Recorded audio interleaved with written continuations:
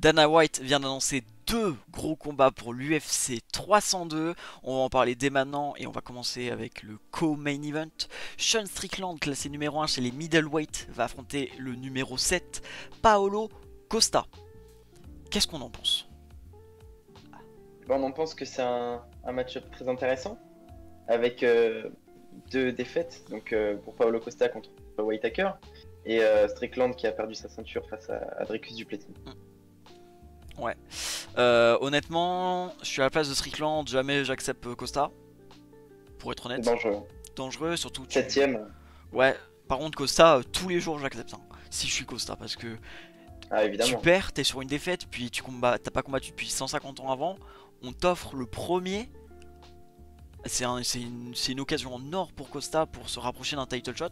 Puis en plus, après, ce qui aurait pu faire accepter Strickland, je pense, c'est l'argent, parce que Costa, c'est quelqu'un qui vend beaucoup. C'est un des gros noms niveau Ouais. vente à l'UFC. Chez Middleweight, c'est peut-être celui qui vend le. Bah, à l'heure d'aujourd'hui, vu qu'il y a Ramzat, c'est le troisième plus gros. Enfin, le troisième nom qui vend le plus derrière Adesanya et Ramzat, je pense, à l'heure actuelle chez les Middleweight. Mais Euh, Strickland on avait parlé de l'argent, hein. Du fait ouais. qu'il fallait aligner quand même Bah, je pas pense. mal pour ce combat justement. Ouais, bah justement, bah, tu vois, l'UFC l'a fait. On sait que Exactement. Paulo Costa, malheureusement, le fait que bah, il combat jamais, ça reste quand même un chouchou de Dana White.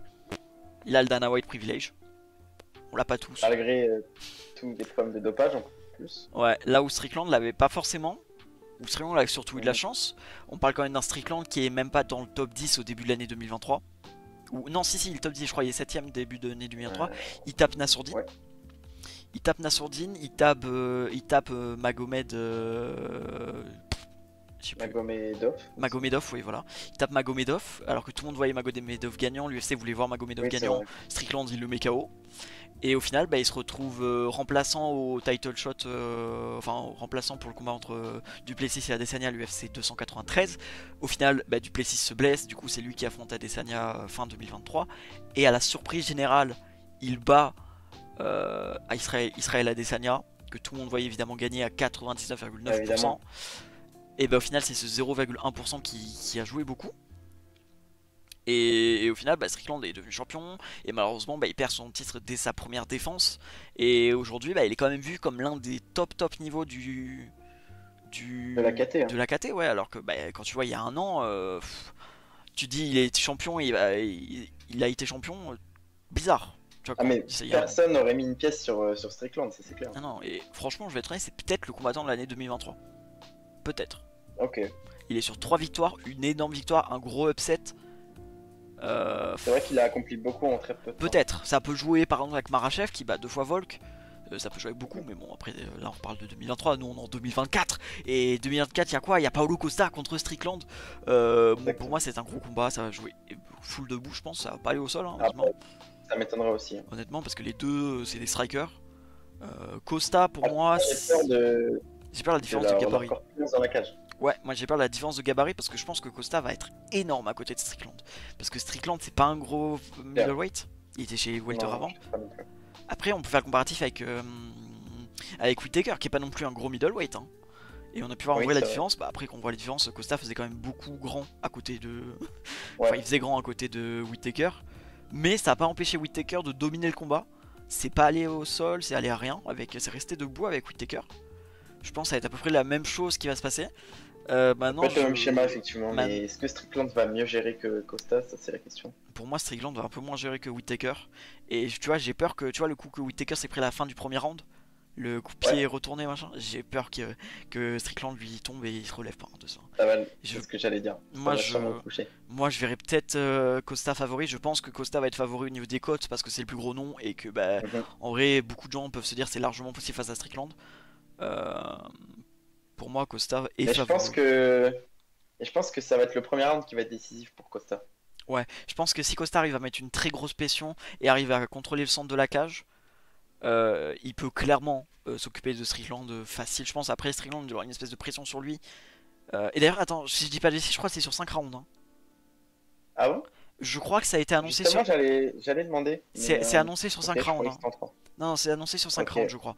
donc ça peut vraiment être Euh, dangereux pour Costa alors. donc Costa, faut que pour moi Costa, ça va jouer sur le premier round, enfin surtout sur le premier, mais sur les 3 premiers Ouais. parce que je pense que si ça part sur le 4 ou le 5, pour moi Strickland va gagner. soit par... Bah, déjà, on l'a vu face à Whittaker que le cardio c'était compliqué à la fin. C'était compliqué et surtout les seuls combats qu'il a eu en 5 rounds c'est face à Adesanya ce Romero, seul. non? Il a dû avoir un main event Ouais. avec Romero mais je suis pas sûr. Non je crois Romero, je crois pas que c'était en... Je crois que c'était en 3 rounds Romero. Ok. Mais face à Adesanya c'était en 5 rounds, au final il perd deuxième round KO je crois. Je crois que c'est deuxième round, je suis pas sûr. Mais il va pas au cinquième. Donc le fait le seul moment où on peut voir réellement le cardio de Costa c'est à toute fin du troisième round en fait. Littéralement si on peut se dire est-ce qu'il peut tenir 5 rounds. La réponse c'est que non. La réponse c'est pas au niveau de Ramzat, je pense qu'il a quand même plus de cardio que Ramzat. Mais je pense que ce combat va beaucoup jouer avec Whittaker Ramzat. Parce que si t'as un Ramzat qui bat Whittaker et de l'autre côté t'as un Costa qui bat Strickland, t'as du coup un Costa numéro 1, t'as un Whittaker, enfin t'as un Ramzat numéro 3, mais tu donnes le title shot à Ramzat. Moi je pense que le plan de l'UFC c'est que Costa batte Strickland, que Ramzat batte Whittaker, qu'ensuite t'as Adesanya qui batte Dricus. Tu nous fais le Ramzat Adesanya pour la monnaie. Ouais. Et je pense que l'UFC espère d'avoir Ramzat qui bat Adesanya, comme ça après t'as un Ramzat Costa. C'est super tard en fait. Hein, tout simplement. Ah mais pour moi de toute façon c'est les 3 gros noms, hein. Ramzat, Adesanya, Costa. De toute façon quand tu penses middleweight je pense... à l'heure actuelle, c'est 3 premiers auxquels tu penses. Bon, beaucoup pensent à Ramzat en tant que welterweight. J'avais vu un commentaire d'ailleurs il y a pas longtemps qui disait que dans la catégorie des welter, Ramzat il pouvait encore battre Adesanya. Enfin, pas Adesanya, mais Edwards. La vérité, c'est qu'il est plus chez les welter. Il accepterait de retourner chez les welter seulement pour un title shot. Maintenant, je vais être honnête, si moi il revient sur un title shot, c'est pour affronter Chef 4. Pour moi, je veux voir ce combat Chef 4 Ramzat. Mais bon, là on parle d'autre chose, tu vois. Là si on reste sur le sujet. Pour moi ça va être un combat très équilibré parce que je pense que justement Strickland va pas du tout dominer le début du combat. Je verrais bien Costa dominer. C'est un peu comme un Diesel. Ouais, je pense vraiment, premier round Costa va tout dominer, ça va mettre en confiance Costa, mais petit à petit Strickland il va revenir et je pense que le premier round va être facile pour Costa, je pense que ça va la décision en vrai. C'est clairement possible, mais comme on disait c'est sur un combat en 3 rounds. Paulo Costa il a toutes ses chances, mais sur un 5 rounds, si ça finit jusqu'au 5ème round, je pense que Strickland va reprendre l'avantage au bout du 3ème round et gagner au point. Bah pour moi déjà sur un 3 rounds, je vois Strickland reprendre facilement le devant sur le 3ème, donc le 4ème et 5ème je t'imagine même pas. Ah oui, ok. Peut-être les 2 premiers pour Costa, avec un premier très largement pour Costa et un deuxième mi-toi, mi-moi, mais quand même plus pour Costa. Un peu à l'image d'un Costa Whittaker finalement. Totalement. Et encore, le premier était pour Costa juste pour son gros kick. Oui. Parce mais il touchait plus et Whittaker il avait du mal à calibrer ses coups. Mais surtout, il faisait plus de dégâts dans le sens où il frappe plus fort. Mais Whittaker était beaucoup plus précis, il jouait beaucoup plus sur le tempo. Et ça, je pense que c'est un truc qui peut aussi jouer à Costa face à Strickland. C'est que Strickland a pris énormément d'expérience sur la dernière année. Et c'est plus du tout le Strickland d'il y a 1 an et demi. Là, on parle d'un Strickland qui est potentiellement champion, qui est presque champion et qui pour beaucoup reste champion parce qu'il perd pas face à Dricus. C'est vrai. Même Dana White disait que pour lui Strickland allait gagner le combat. On est sur un Strickland beaucoup plus calme dans la cage qu'avant, beaucoup plus maîtrise, tu vois. Il est beaucoup plus dans la vie. C'est Asagi. Ouais, voilà, totalement. Il est beaucoup plus dans voir ce que va faire l'adversaire et réagir sur ce qu'il fait, tu vois. Il aime bien taper et tout, mais j'ai plus l'impression de voir un Strickland qui préfère réagir, enfin plus provoquer une réaction qu'une action, tu vois. Oui, je vois. Il aime bien, il aime beaucoup plus attaquer en contre. Il est opportuniste en soi. Ouais, il est beaucoup plus opportuniste qu'avant et il frappe pas forcément plus fort, juste il frappe beaucoup plus précis. Il est beaucoup plus précis. Mais il fait des dégâts du coup. Et il fait des dégâts. Il fait quand même des dégâts. Il fait des dégâts et ouais, je pense que la clé de ce match ça va être la durée du combat tout simplement. Si pour moi soit Costa termine Strickland dans les 3 premiers rounds, soit c'est Strickland qui gagne la décision pour moi. Mais c'est quand même un risque à prendre du coup pour Costa. C'est clairement un risque à prendre, mais de tout donner pour les 3 premiers rounds, c'est très dangereux. Bah ouais, mais après il a la chance d'avoir la puissance dans les mains pour mettre KO. Mais ça, c'est sûr. Faut qu'il réussisse. Essayer d'en profiter, mais tout en essayant de... La question c'est est-ce qu'il va réussir à toucher quoi. Est-ce que Strickland va pas justement jouer l'esquive et tout sur les premiers rounds parce qu'il sait que Costa va énormément s'épuiser sur ça. Est-ce qu'on verrait pas une surprise justement? Est-ce que Strickland voulait pas tenter de l'amener au sol ou je sais pas quoi? Pour le fatiguer encore plus? Ah ouais. Ce serait beau. Hein. Maintenant, avec la différence de gabarit, tu vois, je pense que Strickland aurait du mal à amener Costa au sol. Là où Costa aurait moins de mal. Ouais, j'ai peur de ça. Moi, j'ai vraiment peur de la différence de gabarit dans tout ce qui va être clinch, tout ce qui va être contre la cage et tout. Je pense que Strickland va se faire bouffer. Ouais, c'est possible. Mais ouais, est-ce qu'on a d'autres choses à dire sur ce combat? Je crois pas, hein. On a à peu près... Avant, on a pas mal parlé déjà. Toi, tu verrais quoi comme scénario, toi, en vrai, pour un vainqueur? À l'heure actuelle, à l'heure d'aujourd'hui, je pense qu'on fera une vidéo de 3 jours en combat pour dire qui serait notre vainqueur. C'est compliqué. On a déjà pas mal utilisé d'arguments et... À l'heure d'aujourd'hui, en fait, moi, c'est je toujours la même chose.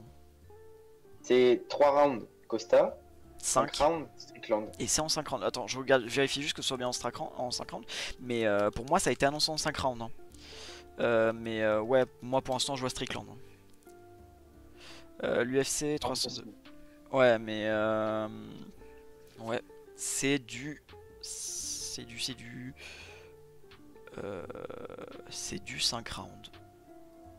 Ok. Ouais, c'est du 5 rounds, ouais. C'est ça. Ouais, Stun on va passer sur le dernier combat alors. Enfin, ouais, totalement le main event. Bah après c'est aussi la main card quoi. Le main event de FC 302 que du coup Dana White a annoncé en même temps que le co-main. Islam Makhachev qui va défendre sa ceinture pour la première fois depuis février 2023. Parce que ce combat contre Volk à Abu Dhabi, moi je le compte pas. Ce n'était pas un combat, c'était 2 enfants qui s'amusaient et il y en a un qui est tombé par terre, c'est tout. Mais voilà, du coup Makhachev qui va défendre sa ceinture face à Dustin Poirier.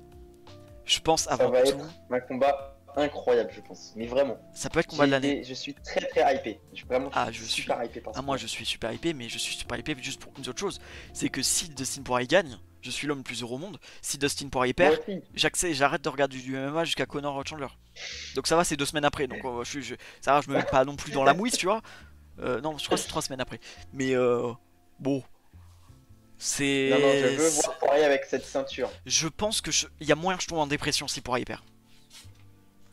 Il y a moyen. Ça peut être un scénario. C'est le scénario le plus probable de toute façon, hein, parce que malheureusement. Quand on parle de Islam, Makhachev, Poirier, on peut que penser à Poirier Khabib. Ah bah oui. Le combat où littéralement je pense qu'on avait un Poirier à son prime à ce moment-là. Et je pense je pense qu'il a jamais été pas à son prime. Parce que quand on parle que si c'était son prime face à Khabib et que là il est plus à son prime, entre temps je suis désolé, il bat 2 fois McGregor. Mais oui, mais il a toujours eu cette constante en fait. Pour beaucoup, il est plus à son prime à partir du moment où il a perdu face à Gaethje. Pour les gens, c'est la fin de son prime. C'était la fin de son prime parce que il a battu Chandler et encore avant, il perdait face à Oliveira. Le Poirier qu'on a vu face à Oliveira n'est pas du tout un Poirier qui était inférieur à Oliveira pour moi. Ah non, alors non. Il est là le problème. Vraiment, il a saisi l'opportunité. Oliveira, c'était fini, c'est tout. Sinon, il gagnait. Non, mais en fait, il est là le problème avec Oliveira. Si on reste 2 secondes dessus, c'est qu'Oliveira, si ça va à la décision, il perd tous ses combats, mais à chaque fois, il y a un retournement de situation. Et je pense que c'est ça qu'a coûté face à Arman, c'est que il avait pas le retournement de situation face à Arman parce qu'Arman l'a bloqué. Voilà, si on allait vite fait sur ça, parce que j'ai encore du mal à me remettre de cette défaite. Non, mais ouais, Poirier, pour moi, il peut connecter Ousmane, je vais dire. Non, non, il va pas connecter Ousmane, non. Mais Islam, il peut le connecter avec un petit crochet, tu vois, un peu à la BSD, un peu comme à BSD. Maintenant, le problème. Mais oui. Maintenant, je te dis honnêtement, pour moi, Islam est 10 fois au-dessus de BSD debout à l'heure actuelle. Mais vraiment. Ah bah malheureusement oui, on l'a vu face à Volk. Volk c'est pas n'importe qui et pourtant il n'y a pas eu de problème pour le KO. Sur le premier combat en fait je pense on n'a pas réellement notifié ça parce que Volk était au même niveau que lui. Il a très bien résisté. Mais faut réfléchir qu'en face c'est quand même Volkanovski, l'un des meilleurs boxeurs de l'UFC, l'un des meilleurs combattants de tous les temps. Et même debout, que ce soit debout, ou même au sol il se débrouille très très bien. Débrouille très bien Volkanovski. Et ouais il a fait jeu égal avec Volkanovski debout en fait. Islam. Avec une KT en moins, c'est quand même dingue. Hein. Une KT en plus du coup. Bah non, mais pour Volk je parle. Ah oui, mais là je parlais plus de ce qu'a fait Islam, tu vois. Ouais. Mais ouais, totalement. Puis, enfin.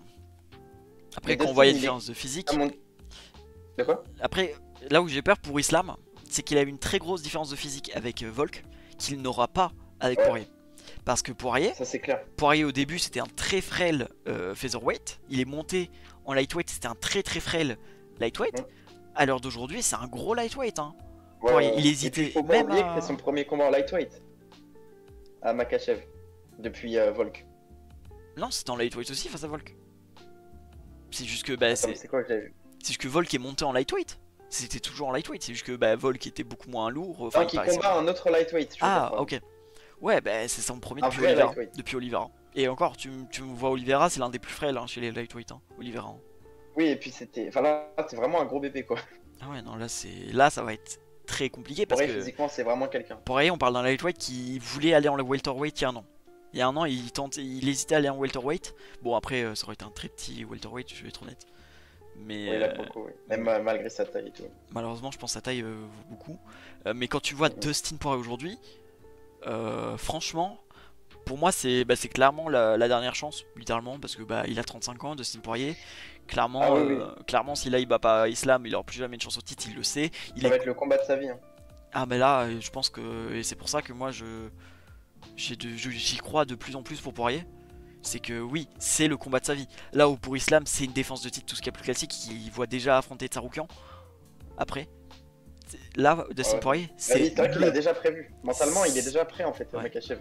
Il sait déjà que pour lui, il va gagner. Après, il va prendre Arman. Et après, il va monter en welterweight, affronter Edwards. C'est vrai. En fait, il a déjà tout prévu. Pour lui, il va gagner. Alors que Poirier, lui, c'est le combat de sa vie. C'était déjà le combat de sa vie. C'est ce qu'il disait. En plus, j'ai vu le documentaire. Ouais. J'ai vu le documentaire RMC quand il affrontait Face à BSD. Khabib. Ouais, Ah, BSD. ouais, non, justement, le documentaire RMC face à BSD. Justement, il parlait de son combat face à Khabib.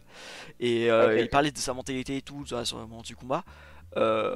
C'était le combat de sa vie à ce moment-là. Il ne pouvait pas le perdre. Sauf que le problème, c'est qu'en face, t'avais un Khabib qui faisait son premier combat devant son père. Et le Khabib devant son père, je crois qu'il sortait de prison son père, ou je sais plus c'était quoi le délire, mais je crois que c'était ça, je suis pas sûr. Non, ou peut-être il pouvait pas venir aux États-Unis, enfin bref, il y a un délire comme ça. Et là c'était le premier combat de Khabib devant son père. Non, il pouvait pas. C'est le Khabib invincible. Ça, pour moi, ce Khabib là, il est trop sous-côté. Et pour moi, c'était impossible qu'il gagne. Mais quand tu vois la mentalité qu'il avait face à ce Khabib, s'il a la même face à Islam, pour moi, Islam il nous fait pas une Khabib. Hein. Maintenant, je pense que Islam est beaucoup plus fort que Khabib debout. Pied-point. C'est vrai. Ouais, mais c'est ça le problème, c'est que s'il est aussi fort que Khabib au sol et qu'il est aussi fort debout. Pour moi, il est un peu moins fort que Khabib, quand même. Oui, forcément, je pense aussi, mais il s'en rapproche quand même beaucoup. Mais c'est sûr que maintenant, quand on voit ce que Poirier s'est pris face à BSD, en fait, moi, quand j'ai vu le combat, j'ai fait imagine, c'est Islam à cet endroit-là. C'est sûr, il perd. Moi, j'espère juste une seule chose. Moi, c'est le scénario de rêve que je vois, c'est un BSD enfin pas un BSD, un Poirier qui veut pas s'approcher de Islam, tu sais, qui joue la distance, et que pile poil quand Islam va tenter un takedown, il tente un petit crochet ou un petit uppercut, tu vois, qui couche Islam. Ouais. Et pour moi, c'est ce qui peut jouer, parce que je pense qu'à partir du moment où Islam te colle, même si t'es Dustin Poirier, que t'es ceinture noire, tu peux rien faire. Ouais. Et de toute façon, physiquement, c'est aussi quelqu'un, Makhachev. Puis ouais, de toute façon, il voulait monter en welter. Non, mais il a clairement le physique pour être en welter, tu vois, c'est comme. En fait, il a un plus gros physique que Poirier. Hein.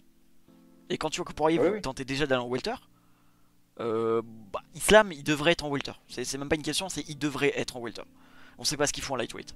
Il est en lightweight. Les cuttings, il y avait eu pas mal de questions sur ces cuttings d'ailleurs. Surtout parce qu'au Abu Dhabi, en Arabie Saoudite, tout ça, t'as pas de restrictions. Enfin, t'as pas des gens qui vont vérifier si tu dopes ou pas à 2 jours du combat. Là où aux États-Unis, c'est le moment où t'es le plus inspecté. C'est pour ça qu'il a combattu en Australie et à Abu Dhabi en 2023. Son dernier combat aux États-Unis, si je dis pas de bêtises, c'est Oliveira. Et encore, je suis même pas sûr que c'était aux États-Unis, Oliveira. Mais je crois que c'était ça. Hein. Je te dis ça. Hein. Si, je crois. Hein. Mais je crois que c'était Abu Dhabi. Ouais. C'était à Abu Dhabi. Ah ouais? C'était à Abu Dhabi. Donc. Les deux, ouais. Ouais, les deux. Donc Islam n'a pas combattu aux États-Unis depuis presque 2 ans. Même peut-être plus parce que je sais même pas c'était quoi son combat avant. Tu vois. Donc et le Islam d'il y a 2-3 ans n'a pas le même corps que l'Islam d'aujourd'hui. Islam d'aujourd'hui, quand tu vois son corps, moi personnellement, je peux le comparer à Leon Edwards. Ah oui, non mais c'est clair. Là où Leon Edwards pour beaucoup a le plus beau physique de l'UFC, là on parle pas de beauté, on parle d'épaisseur, on parle de on parle voilà. Et Islam à l'heure d'aujourd'hui, tu le mets à côté d'Edwards pour moi dans la cage après un cutting au moment du combat. On verra de toute façon si ce combat arrive un jour, hein. Pour moi ils seront pareils. Hein. Parce que même niveau taille, il est grand, Islam. Hein. Il fait la même taille qu'Oliveira et Oliveira est plus grand que Poirier. Hein. Donc Islam sera plus grand que Poirier. Mais en fait, c'est un peu le. Ça me fait vraiment penser à un shonen là. Vraiment, ça me fait vraiment penser à un shonen où il a eu sa première chance, il a pas réussi. Et au final, tu te dis, c'est le héros. Un seul coup. Et il terrasse le méchant. Tu vois. Un seul coup. C'est vrai. Est-ce Puis qu'il en vrai, va, est-ce c'est qu'il va vrai que l'avoir? comme tu dis, toute sa vie, ça a été un shonen. Vraiment, Bah, toute sa vie. ah oui, non, mais littéralement, en plus, déjà petit, il était pas petit, mais je crois que c'était au lycée ou à la fac. Il avait problème d'obésité, Poirier, et Ouais. il était beaucoup harcelé par rapport à ça. Il a dû se battre par rapport à ça. Il avait pas d'argent pour lui, il avait rien du tout. Enfin, c'est littéralement une vie shonen. Je Ouais. vous invite vraiment à regarder le documentaire sur Dustin Poirier juste avant son combat C'est vrai, il est vraiment bien. juste avant son combat face à BSD Sur RMC. que RMC avait posté sur YouTube. C'est ultra inspirant. Vraiment, c'est. Ouais, ouais, ouais. Après, c'est à peu près tout ça. Enfin, j'ai envie de dire, à peu près tous les combattants ou un truc comme ça. Mais quand tu regardes Islam, ouais, c'est un Rabib V2. Tu vas nous dire, ouais, mais il a aussi un parcours Ouais, ouais. inspirant. Non, non, non. Il a grandi dans les montagnes du Daghestan. Il s'est entraîné avec Rabib. C'est la même chose que Rabib. Merci, on a déjà vu ça. Poirier, c'est un niveau dessus pour moi. Tu vois, c'est. Pour moi, les histoires qui vont au-dessus de celles de Poirier, c'est Charles Oliver.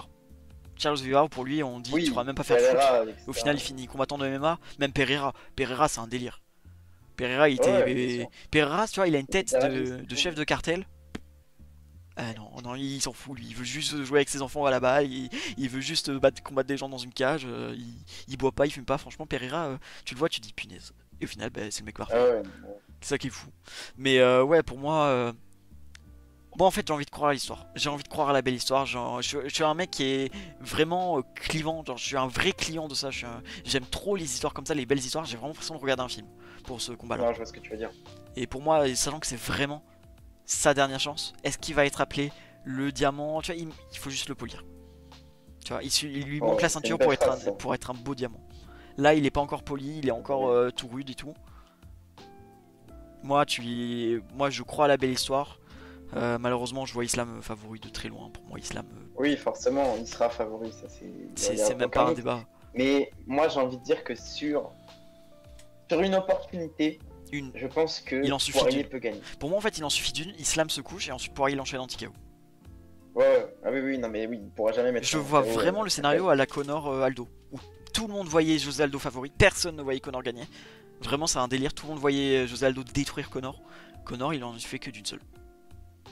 Est-ce que là, on n'est pas sur le même scénario? Poirier, ça peut être pareil. Alors Ouais, que ça la peut seule être différence, c'est pareil. que évidemment Poirier va être beaucoup moins agile que Connor en featherweight, qu'il est beaucoup plus vieux et tout. Mais justement, est-ce que l'histoire est pas plus belle? Le mec, peut-être il va prendre sa retraite après ce combat, on sait pas. Le problème, c'est qu'on connaît pas tellement le menton de Makachev. Ouais, bah, sa seule défaite, c'est un énorme KO. Hein. C'est un Ah oui, c'est vrai, t'as raison. C'est un vrai KO. Je sais même plus si c'est un overhand ou juste une droite qui s'est pris. Mais c'est un vrai KO qui s'est pris. Genre c'est limite un. C'est pas un faceplant mais vraiment il tombe par terre, il se relève pas quoi.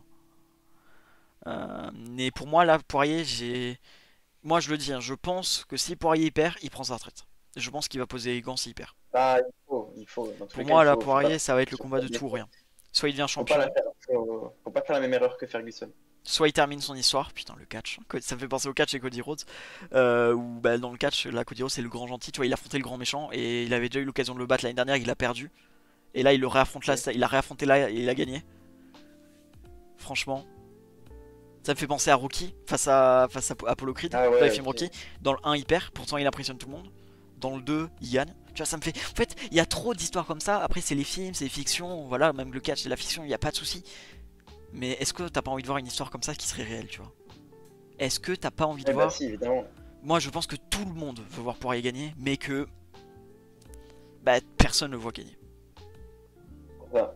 C'est vraiment l'outsider là. Et de toute façon, il l'a toujours dit, il a toujours été outsider.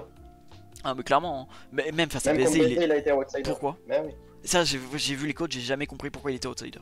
Jamais. moi non plus. Mais ouais, pour moi, vraiment, là, je vois vraiment Poirier donner tout ou rien. C'est ma dernière chance, soit je suis champion, soit je prends ma retraite. Ça s'arrête là. Je vois trop faire une interview comme ça avant le combat. Genre en mode. C'est tout ou rien ce week-end. Un bon coup de com. Hein. Ouais, Ouais. ah, mais clairement, hein. Ce soir c'est tout ou rien.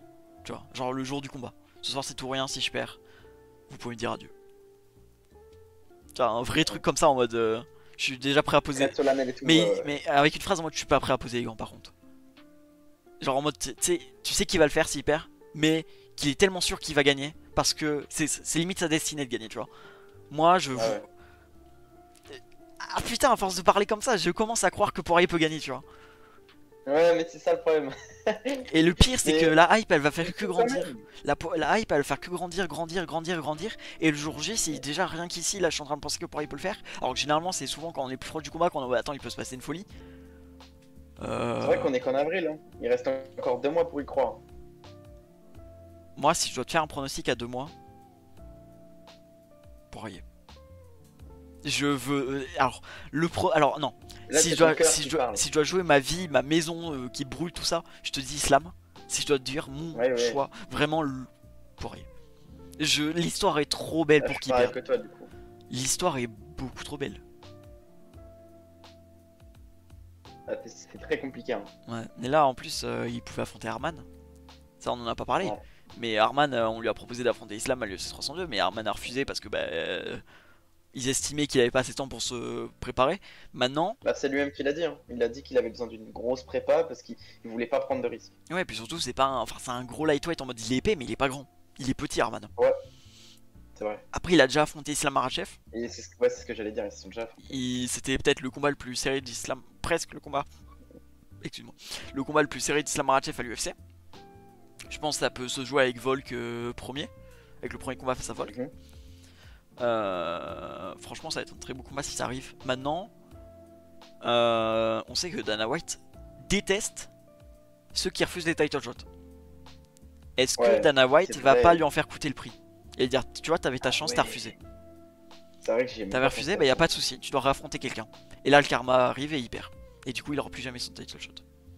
Tu vois, moi j'ai peur que ça Bah, arrive. dans tous les cas, avec ses déclarations, je pense qu'il s'y attendait à ça. En fait, pour moi, si Islam perd face à Poirier, Arman il peut dire adieu à son title shot. Si Islam gagne, oui, parce que Islam a dit qu'il s'occuperait d'Arman après. Mais si Islam perd, il va pas s'occuper d'Arman parce qu'il va monter direct chez les welterweight pour moi. Parce que même pour le storytelling, faire une revanche contre Makhachev, ça serait bon. Ça serait beau, mais moi je pense que si Islam il perd face à Poirier, il va dire, pour moi il aurait aucune raison de rester en lightweight. Hein. S'il récupère la ceinture, mais on sait que Ah Poirier, oui, non, mais Poirier la belle histoire, c'est ouais, pas ouais. qu'il garde la ceinture et qu'il la défende, c'est juste qu'il la gagne. C'est juste qu'on le voit avec la ceinture au moins une fois. Ah oui, oui. Donc pour moi, Non, mais Poirier il va gagner la ceinture, puis ensuite il va perdre dès sa première défense peut-être. Ça dépend contre qui c'est, tu vois.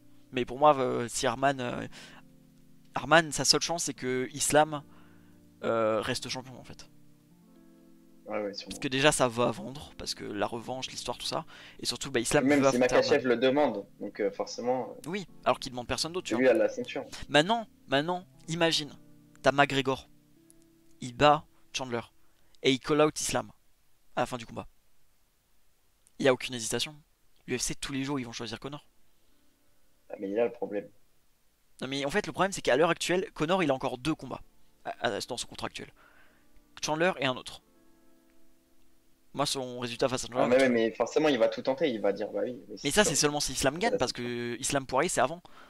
Oh, je viens de tilter un truc. Imagine Poirier il gagne et t'as la quadrilogie Conor Poirier. Oh là là. Oh, Ouais, ouais, du coup, j'ai tilté en même temps que toi là. Oh là là là. C'est vrai que ça serait un scénario incroyable. Ça va être. En vrai, c'est le scénario rêvé. Ouais, Gaethje pour lui il faut que Poirier gagne parce que comme ça il peut demander la trilogie qui serait légitime. Oliveira faut que Poirier gagne parce que comme ça il peut demander, il peut dire ouais je l'ai battu. Pourquoi j'aurais pas le droit, je suis légitime, tu vois. En fait pour tout le roster, tous les lightweights, faut que Poirier gagne. Si Poirier perd, c'est le roster il est encore dans la mouise. Tu vois on est encore dans le même problème qu'aujourd'hui. Ouais. Mais si Poirier gagne et que Islam se barre chez les welter, les lightweights là ils sont libres. Ça pourrait débloquer la KT, ouais. Bref je pense on a à peu près tout dit. On a fait le tour, ouais. Oh, je viens de penser à un Shavkat Rakhmonov Islam Makhachev en welter.